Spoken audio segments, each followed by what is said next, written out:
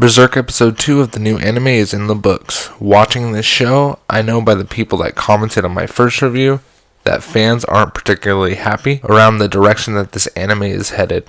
Arcs have been skipped, and the animation could have always been better. If you're going to make a Berserk anime after years of countless fans waiting, you should care about it, the impact that it has in the first 2 episodes. Any good representation of an idea should hook you in by the first 2 episodes, and I feel like I'm watching filler already. With that being said, episode 2 did have its moments. We start the episode off with Guts encountering the Holy Iron Chain Knights. The leader of this group is Farnes, and her second in command is Aizen, the Knight of the Bridge. The Knights want to take Guts in and brand him as the Black Swordsman. I did love that the Knights were also labeled the Spoil Knights, which is the explanation why Guts could easily dodge their attacks without even swinging his sword. In my opinion, Guts is just better than everyone, which is why he can just take down any lower class soldier. Now remember, Guts was still injured from his last fight with the possessed tree and the skeletons. He's having a hard time swinging his sword and moving effectively. The best part of this episode actually was when Guts was remembering saving Casca when he took down 100 men, and she assisted him when they were back to back. That moment still has a special place in my heart, and it's the best scene we've ever had in the anime so far. They should have just played that whole scene and cut some scenes with the Knights.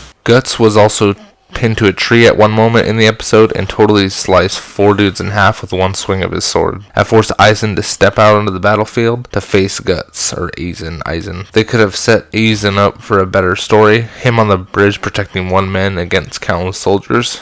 To be honest, I would have liked to see that in action in a flashback. That would have made me care a little bit more about Aizen. Instead, we just got Guts saying, "I've heard of you." 2 thumbs down on that one. Guts then dodges Aizen and goes straight for Farnes and actually trips on his way to her.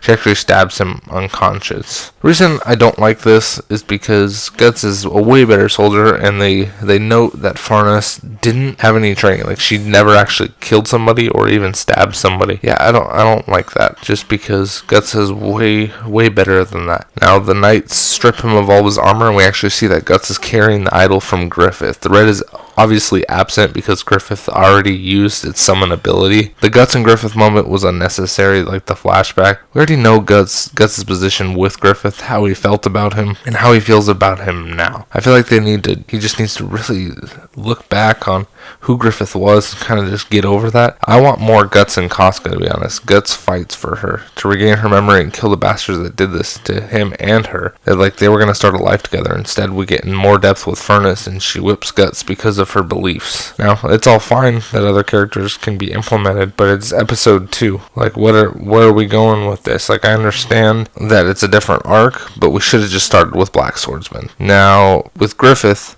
I understand, like, when I say Guts needs to get over it, I don't mean that he needs to get over his feelings towards Griffith. I think the whole, "I remembered you this way" kind of feeling, like, I think he should get over that, because Griffith isn't that person anymore. He sacrificed all of his Band of the Hawk to become something different. And then, one thing that I did want to point out in the episode was Guts is sent back to his cell, and Puck comes in to save the day. I was asking myself the question, could anyone actually see Puck? Because nobody really was paying attention to him. I don't feel like any characters, some of the characters don't even see Puck, and that's why he actually helps Guts escape. We see the evil spirits coming out of the dark, and Guts needs his armor. He goes into the tent where Furnace is. She has no shirt, and she's whipping herself. I don't know if there's more to her story, or if she's upset with herself that Guts got to her and made her get out of line, because that's just what Guts does. Guts is a fucking badass. Guts knocks her out, escapes on horseback, and captures her. And then one of the followers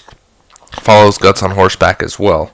As he's making his way there, he actually sees evil spirits following them, and then it says "to be continued." Time for some action fighting. We'll see how it goes, and I just want to let you guys know that I'm going to give this anime a few more episodes before I can fully judge. I want to know how you guys feel about it. I want to know what could be done to improve this anime, and if this is just a lost cause. And if you guys like what you see, subscribe right here. Follow me at Twitter, and check out my episode 1 review right here down below. My video on Super Saiyan 3 Vegeta will be up Tuesday, along with my Super Rascal Gaming news on Wednesday. I hope you guys enjoyed, and like I said, if you guys really like Berserk, let's give it a couple more episodes. But I can tell you this, if this week's episode is going to be similar to next week's episode, like, I don't want to start an anime, a first impression, of just all filler stuff. Like Dragon Ball Super did the same thing, and it took me a while to get into it. So other than that, later guys, I really appreciate you watching.